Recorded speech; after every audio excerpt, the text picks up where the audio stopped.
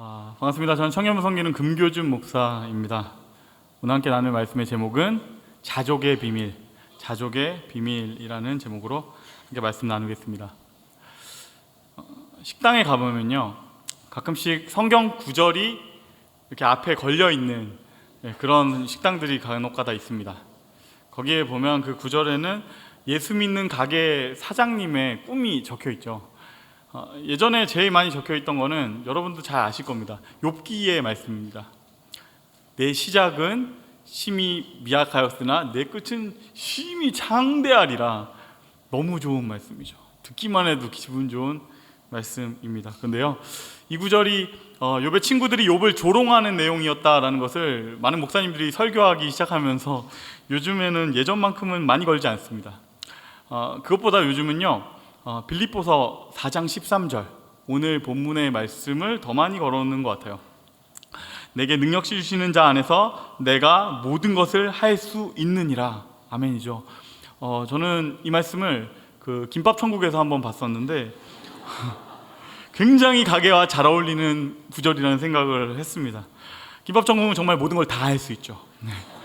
양식인 돈가스도 하고 중식인 짬뽕밥도 하는데 주력은 김밥. 나는 내가 모든 것을 할 수 있다. 물론 뭐 그런 의미로 적어놓은 건 아닐 겁니다. 그래도 나는 크리스천으로서 좋은 가게, 번창하는 사업을 하고 싶다, 이런 이야기를 담아가지고 그걸 걸어놓을 겁니다. 그리고요, 이 구절은 식당에만 걸려있는 거 아닙니다. 어디에 또 제일 많이 붙어있냐면요, 수험생의 책상 구석에 많이들 붙여놓습니다. 저는 거기에 붙어있는 게 어떤 의미일까를 참 많이 생각하게 돼요. 거기에 붙어있는 건 뭐 이런 거 아닐까요? 나의 공부량과 실력은 약간 부족하지만 주님의 도우심으로 좋은 대학에 가게 해주세요. 예? 불교 신자는 가지 못하고 무슬림은 가지 못해도 나는 주님 들어가게 하소서, 뭐 이런 그런 내용이 들어가 있을지도 모르겠습니다. 어쨌든 거나 되게 긍정적인 말씀이죠. 근데 사실은요, 오늘 이 4장 13절의 말씀에도 욥기서 못지않게 함정이 하나 숨겨져 있습니다. 그 함정은 뭐냐면 바로 앞에 12절이 있다는 사실입니다. 이 12절 말씀 우리 함께 읽어볼까요? 나는 비천에 처할 줄도 알고 풍부에 처할 줄도 알아. 모든 일 곧 배부름과 배고픔과 풍부와 궁핍에도 처할 줄 아는 일체의 비결을 배웠노라. 아멘. 이 구절이 좀 생각이 많아지는 구절이죠. 저는 이 구절을 보면서 그 생각을 하게 됩니다. 가게 사장님께서 이 12절에도 동의가 되셔서 이것을 적어 놓으신 것인가? 거기에 우리가 좋아하지 않는 단어들이 꽤 많이 적혀 있는 것이죠. 그래서 우리는요, 이 12절을 좀 자세히 봐야 됩니다. 이 앞에 왜 이런 것들이 있는가? 우리는 성경을 볼 때 모든 내용을 다 마음을 다해서 막 집중해서 그렇게 읽지는 않습니다. 사실 읽다 보면은 우리가 조금 더 마음이 가는 단어들이 있고요, 그리고 밑줄 치고 싶어지는 부분도 있죠. 그리고 그거에 반해서 그냥 슥 읽어지는 그런 부분도 있습니다. 그렇게 좀 마음에 와닿는 단어들을 중심으로 해서 이것을 표현하고 기록한다면 아마 이렇게 될 것 같은데요. 제가 글씨 크기와 이렇게 좀 색깔을 통해서 한번 표현해 봤습니다. 한번 보시죠. 나는 비천에 작게 처할 줄도 알고 풍부에 크게 처할 줄도 알아. 모든 일 곧 배부름과 배고픔과 풍부와 궁핍에도 처할 줄 아는 일체의 비결을 배웠노라. 그리고 거기에 이어서 가장 마음이 가는 구절 13절이 이어지죠. 내게 능력 주시는 자 안에서 내가 모든 것을 할 수 있느니라. 이 부분이 밑줄 2번 긋고 별표를 3번 쳐야 될 부분일 겁니다. 많은 사람들이 12절 13절을 이런 식으로 읽습니다. 아무래도 마음이 더 가는 걸 어쩔 수는 없는 것이죠. 이건 되게 자연스러운 일입니다. 식당에서 13절 말씀만 걸려있는 것도 아마 그런 이유일 겁니다. 사실 모든 사람들이 다 그렇습니다. 가능하면 풍족하고 싶죠.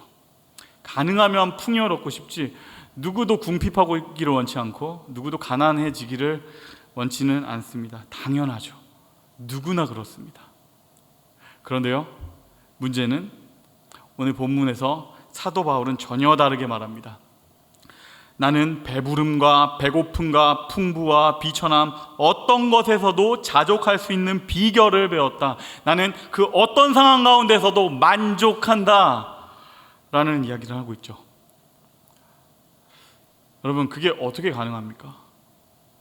그게 어떻게 가능하죠? 풍요로운 날에 감사하는 건 충분히 가능하죠. 내가 뭔가 큰 복을 받았을 때 만족하는 것은 누구나 할 수 있어요. 그런데 내가 비천한 날에, 내가 정말 힘든 날에, 예를 들어 내가 사업이 어려워지고 관계가 어그러지고 그리고 내가 진급에 실패했을 때 어떻게 그때도 만족할 수가 있습니까? 비천한 상황 가운데서도 어떻게 우리가 만족할 수가 있겠습니까? 여기에서의 비천함은요, 그냥 단순하게 돈이 없다는 것만 얘기하는 건 아닙니다. 그것보다는 조금 더 본질적인 것들이 많이 있습니다. 사람들은요, 다 약점이 있습니다. 다 어떤 한 부분씩은 굉장히 약점을 가지고 있는데 보통 그걸 뭐라고 얘기하냐면 한 세 가지 정도를 드는 것 같아요. 첫 번째, 돈. 두 번째, 명예. 그리고 세 번째, 이성이죠. 사람들은 각자 다 다르지만 보통 이 세 가지 중에 하나에는 좀 약합니다. 그래서 사람들이 어떤 그 세 가지 중에 나의 약점에 걸리면 이렇게 넘어지는 것이죠. 어떤 사람은 돈의 문제에 약하고 어떤 사람은 명예, 어떤 사람은 감정의 문제에 약합니다. 다시 말해서 우리가 세 가지 중에 뭐 하나 걸리면서 거기에 넘어지게 되면, 아니면 그게 부족하게 되면, 그게 없어져 버리게 되면 우리는 비참해진다라는 것입니다. 돈이 없어져서 나는 비참해. 명예를 다 잃어버리니까 나는 비참해. 관계, 사랑을 잃어버리고 나니까 나는 비참해. 우리는 그렇게 세 가지 중에 하나에 걸렸을 때 비참하다고 느낍니다. 어쩌면 이건 되게 자연스럽고 당연한 일이죠. 그런데 바울은 다르게 말합니다. 바울의 어조는 너무너무 단호합니다. 그는 이렇게 말합니다. 그렇지 않다. 그렇지가 않다. 나는 배부름과 배고픔과 풍요와 궁핍 어떠한 비참한 상황 속에서도 만족한다. 우리는 어떠한 상황 가운데서도 크리스천들은 만족할 수 있다라고 말하고 있는 것이죠. 그리고 이 본문, 오늘 본문 빌립보서의 배경이 그 사실을 증명하고 있습니다. 그건 뭐냐면 오늘 빌립보서를 바울이 가장 궁핍한 상황, 가장 비천한 상황, 죽을지 살지 모르는 상황 가운데서 적은 편지라는 점입니다. 바울은 빌립보서를 주후 60년에서 62년 사이에 로마의 감옥에서 네로 치하에 있는 그 상태에서 적은 것으로 대부분의 학자들이 추정합니다. 그가 마지막으로 갇혔을 때고 이제 죽게 되기 직전이죠. 아마도 그는 그때쯤에는 나는 이제 죽게 되었구나, 이제 나는 마지막이 다가왔구나 라는 것을 예감하면서 이 편지를 적었을지도 모릅니다. 그런데요, 놀라운 것은 이 비참한 상황, 이 최악의 상황, 감옥에 갇힌 상황, 이제 죽게 생긴 상황 가운데서 바울이 썼던 이 빌립보서의 별명이 뭔지 아세요? 기쁨의 편지입니다. 기쁨의 서신. 빌립보서는 정말 짧은 이 4장의 내용 속에서요, 기쁨이다, 기뻐한다, 이 표현을요 15번을 하고 있습니다. 나는 기쁘다, 나는 기뻐한다. 바울은 정말로 만족하고 있는 겁니다. 바울은 정말로 만족을 하고 있는 것이다.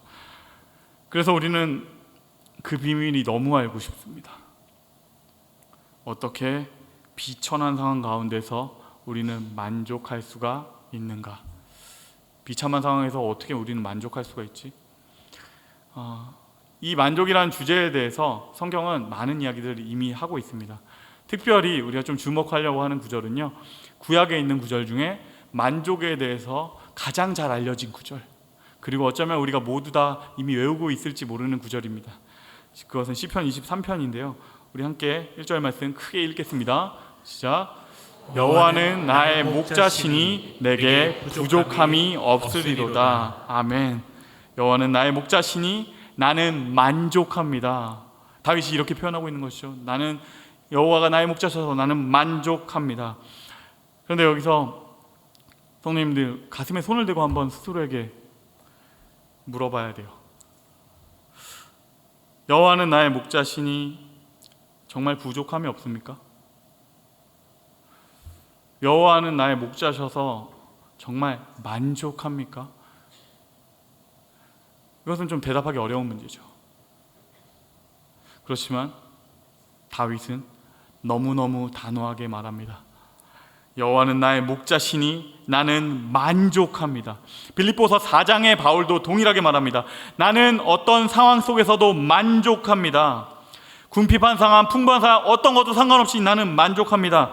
그가 이렇게 대답할 수 있는 이유는 무엇일까요? 그것은요, 지금 바울이 말하고 있는, 그가 강조하고 있고 주목하고 있는 포인트가 우리의 포인트와 다르기 때문입니다.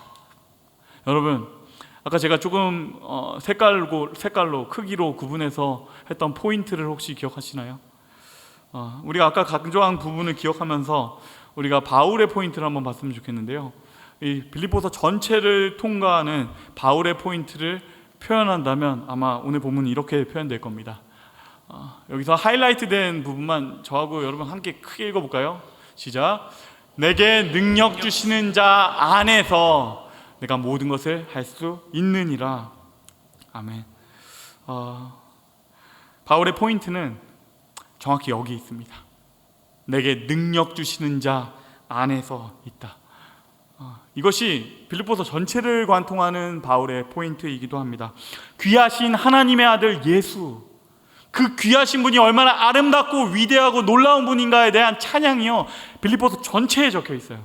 그리고 그 다음엔 그 귀하신 하나님의 아들께서 내 인생에 오셨어.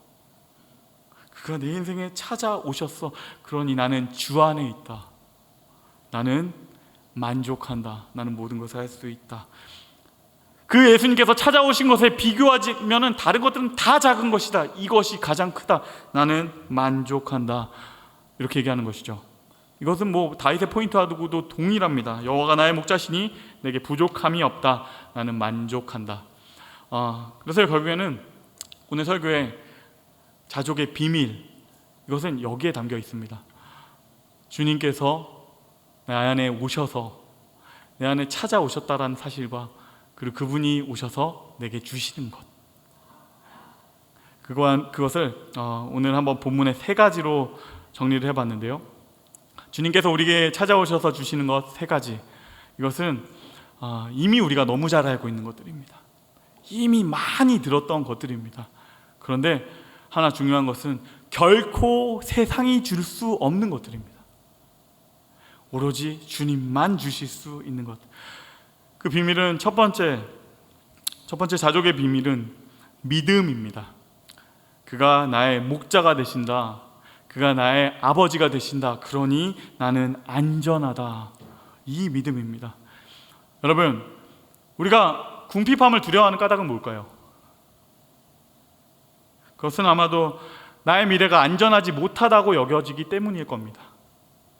혹시 이 가난이 나의 삶을 완전히 파괴해버릴 것 같다는 두려움, 이 가난이 나의 삶을 망가뜨릴 것 같다는 두려움 때문인 것이죠. 그런데 시편의 기자는 단호하게 말합니다. 여호와는 나의 목자시며 목자와 함께 가는 그 길은 안전하다. 우리는 이 믿음 가운데서 만족할 수 있습니다.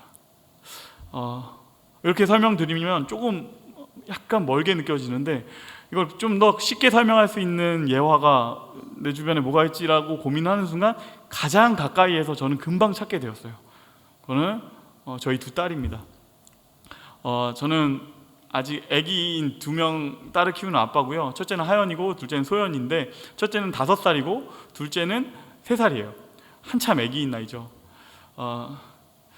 이 친구들은 이렇게 표현하면 좀 이상하게 들리겠지만 엄밀하게 해야죠. 이 친구들은 경제적으로 하연이와 소연이는, 엄밀하게 말하면 하연이와 소연이는 거지입니다. 걔네는 거지예요. 아무것도 가진 게 없어요. 걔네들은 자기 명의로 된 집도 한 칸 없고요, 그들은 자기 이름으로 된 차도 없고요, 걔네는 아마 계좌도 없을 거예요. 아무것도 없어요. 그런데요, 걱정하지 않아요. 하나도 걱정하지 않아요. 아침에 일어나면 그냥 바나나 한 조각 이렇게 입에 넣은 다음에 왔다 갔다 뛰어댕기고 놀다가 갑자기 아빠한테 와가지고 올라타서 아빠 때리기도 하고, 그러다 또 잠을 잤다가 깼다가 밥 먹다가 놀다가 아무 걱정이 없어요. 지금 거지인데 그들은 거지지만 아무것도 걱정하지 않으면서 동시에 알바하지 않아요. 저축도 하지 않아요. 그저 놀기만 해요. 그들이 이렇게 걱정하지 않을 수 있는 까닭은 무엇일까요? 제 입으로 말하긴 좀 그렇지만 그것은 좋은 아빠가 있기 때문입니다. 하나님이 나의 목자가 되신다는 것, 하나님이 우리의 아버지가 되신다는 것, 정말 좋은 아버지가 내게 있다라는 것, 그것은 우리가 안전하다라는 뜻입니다. 그 안에서 우리는 진짜 평안할 수 있다. 이것이 이 자족함의 기초가 됩니다. 물론 제가 이렇게 말씀드린다고 해서 아무런 고난이 성도에게는 하나도 없을 거다, 성도에게는 고난은 닥치지 않는다라고 말씀드리는 건 절대 아닙니다. 여기서 지금 말씀드리는 것은 그 고난이 반드시 있겠지만 그 고난이 우리의 삶을 망가뜨릴 수는 없다라는 것입니다. 시편 23편을 보시면 이미 우리 알 수 있어요. 주님께서는 우리를 쉴만한 물가로 데려가실 때도 있고 그리고 푸른 초장으로 데려가실 때도 있죠. 그런데요, 그분이 어두컴컴한 골짜기로 우리를 이끄실 때도 있습니다. 그리고 때로는 어떤 날은 주님께서 지팡이로 우리를 치시는 날도 있습니다. 그렇지만 우리는 압니다. 사랑하는 나의 목자가 데려가시는 그 골짜기, 그 어둠컴컴한 골짜기는 나를 죽이는 장소 절대 아닙니다. 나의 삶을 망가뜨리는 덫도 아닙니다. 그곳은 우리를 연단하시는 하나님의 학교입니다.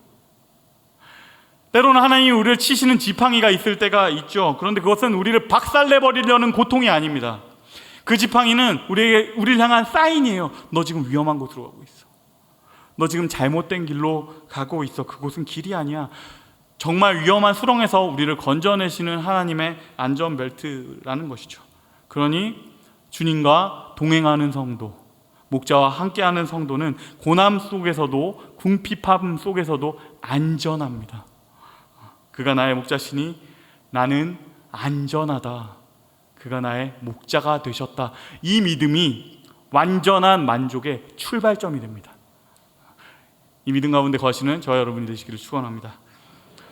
두 번째 자족의 비밀입니다. 두 번째는요, 사랑이에요. 하나님의 신실하신 사랑. 오늘 빌립보서를 적고 있는 바울이 젊은 청년이 아니라는 것을 우리가 주목할 필요가 있습니다. 이 빌립보서를 기록하고 있는 바울은 노년의 바울이고 정말 다 늙은 바울이에요. 백발이 성성하고 이제 온몸에 찢어진 상처가 가득하고 그는 안질도 있었죠. 거기에 온몸에 흉터도 있고 몸은 여기저기 고장난 채로 그 노인이요 이렇게 고백을 합니다. 귀하신 하나님의 아들이 나를 찾아오셨어. 그가 날 사랑하셨어. 이 이야기를 합니다. 사도행전 22장에 보면요, 바울이요 마지막이라고 생각하고 설교를 합니다. 그가 아마 그 순간에는 내가 여기서 죽는구나 라고 생각하고 아마 설교를 했을 겁니다. 법정에 서서 최후 변론을 하듯이 설교를 합니다. 그리고 그 설교의 내용이요 오늘 빌립보서 2장의 내용하고 굉장히 비슷한 구조로 되어 있습니다. 그 설교는 이렇게 시작돼요. 나는 히브리인 중에 히브리인, 엘리트 중에 엘리트였다. 나는 굉장히 잘 나가는 사람이었다. 난 대단한 엘리트였다. 그런데 나는 그 대단한 나의 스펙 때문에, 나의 커리어 때문에 더 엉망진창인 인생이었어.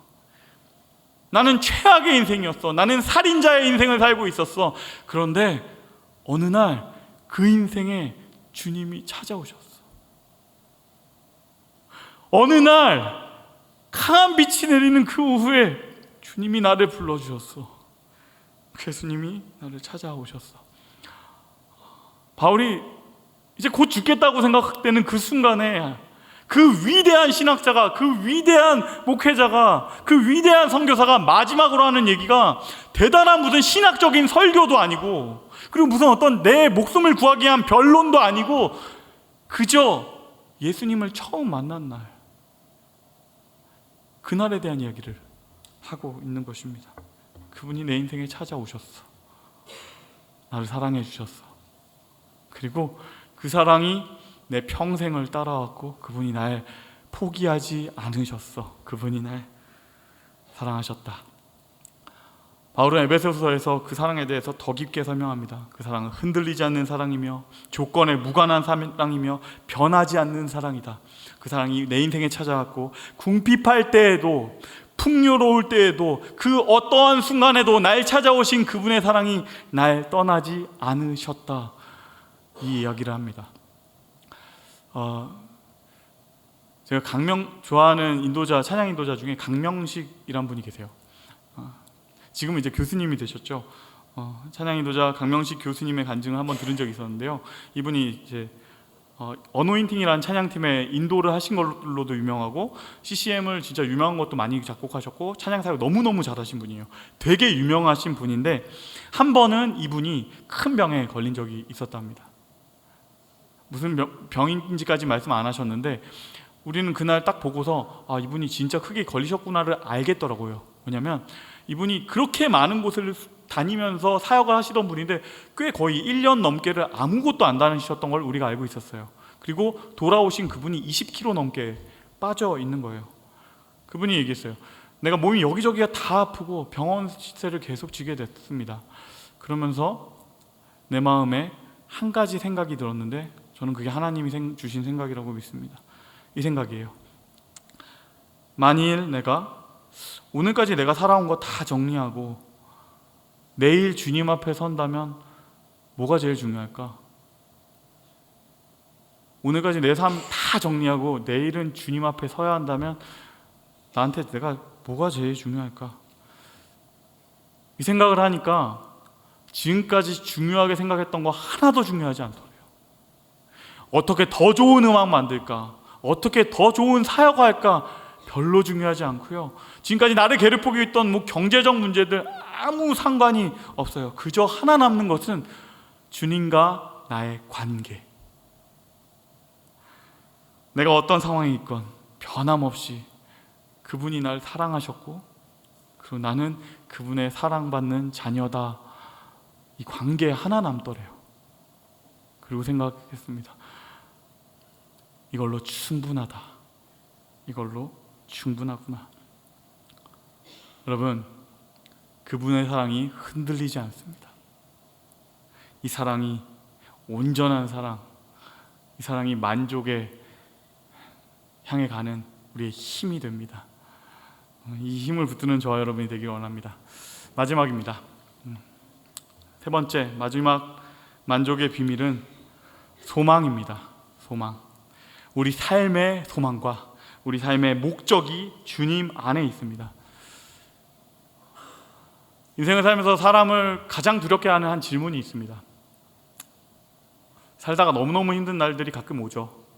진짜 칠흑같이 어두운 밤 같은 날, 내가 생각했던 것들 다 무너지고 온 발버둥을 쳐도 한 걸음도 나가지 못하는 것 같은 날, 나의 자녀들이 방황하고 우리 부모님이 아프시고 그리고 내가 준비해왔던 모든 사업 아이템들이 다 망가져 버렸을 때, 진짜 아무리 애써도 아무 한 걸음도 못 끝나가는 것 같을 때 우리는 마음 가운데 이런 생각이 들게 됩니다. 이 질문이에요.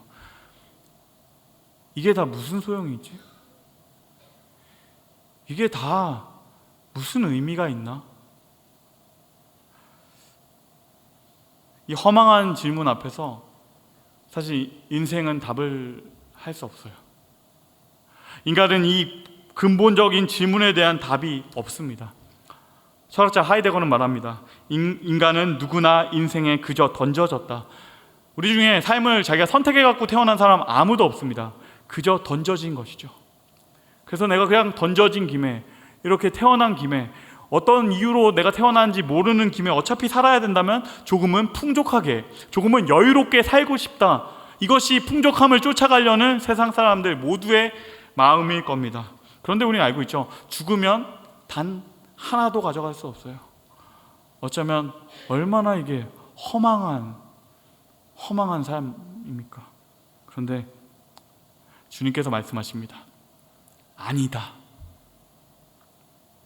절대로 아니다. 인간의 삶은 그렇게 허망한 것이 아니다. 너를 향한 놀라운 계획을 나는 가지고 있고, 너를 창조하였을 때 너를 정말 놀라운 계획을 가지고 너를 놀라운 지점까지 데려가기 위해 너를 창조했다. 너는 중요하고 소중한 존재다.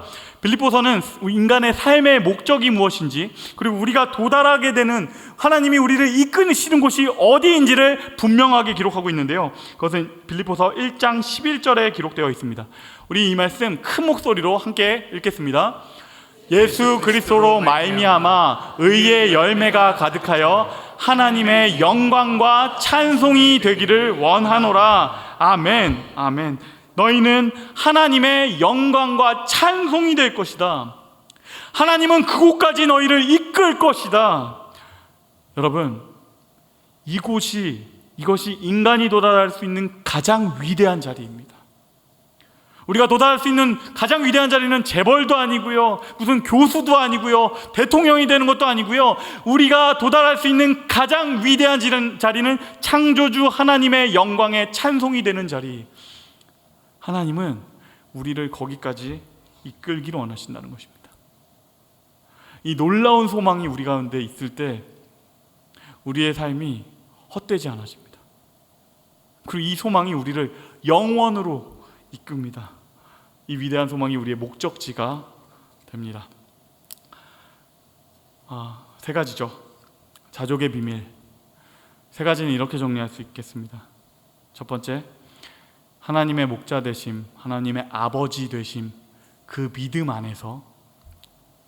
두 번째로, 그분의 영원한 사랑, 흔들리지 않는 사랑, 그 사랑의 힘에 붙들려서 위대한 삶의 소망, 하나님의 영광과 찬송이 될 존재, 그 존재로 부르심을 받은 삶, 이 세 가지가 모여서 우리는 온전한 만족을 향해서 갈 수가 있습니다.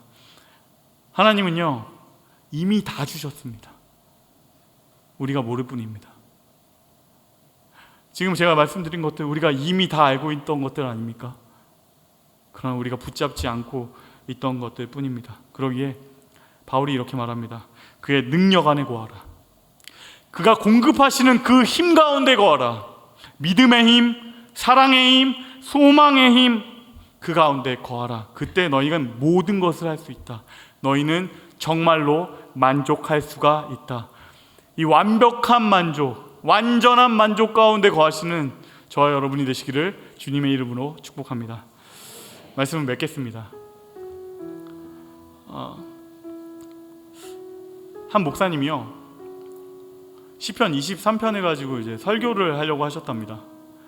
그래가지고 금요일 저녁에 주보하시는 집사님한테 전화를 걸었습니다. 집사님, 본문은요 시편 23편이고요, 제목은 여호와는 나의 목자시니. 목사님, 그거면 됩니까? 네, 여호와는 나의 목자시니, 그걸로 충분합니다. 그리고 다음날 나가서 주보를 딱 펼쳐봤는데 제목이 이렇게 적혀 있더래요. 여호와는 나의 목자시니 그걸로 충분합니다. 처음엔 너무 당황스러웠대요. 근데 생각하면 할수록 이게 너무 좋은 겁니다. 여호와는 나의 목자시니 그걸로 충분합니다. 사랑하는 여러분, 우리가 이 잠족의 비밀 가운데 거하기를 원합니다. 우리가 우리의 궁핍에도, 우리의 풍부에서도 우리의 시선을 조금만 떼면 그것보다 훨씬 크신 주님을 발견하게 됩니다. 그래서 그 주님과 함께 거하며 그 주님의 보호 아래 있는 인생, 그 주님의 사랑 안에 있는 인생, 그리하여 위대하고 놀라운 소망을 향해 가는 인생, 그 온전한 만족을 향해 가는 저와 여러분이 되시기를 주님의 이름으로 축복합니다. 우리 함께 찬양을 한 곡 부르고 기도했으면 좋겠는데요, 이 찬양을 제가 골랐더니 옆에 계신 목사님들이 저한테 말씀해 주셨어요. 왜 이렇게 매갈이 없는 찬양을 골랐냐고. 하지만 저는 굴하지 않습니다. 네. 찬양의 가사가 너무 좋거든요. 오늘 말씀을 정리하는 것 같은 가사예요. 제가 한번 읽어드릴게요. 날마다 숨쉬는 순간마다 내 앞에 어려운 일 보내. 주님 앞에 이 몸을 맡길 때 슬픔 없네, 두려움 없네. 주님의 그 자비로운 손길 항상 좋은 것 주시도다. 그리고 이게 너무 좋아요. 사랑스레 아픔과 기쁨을, 수고와 평화와 안식을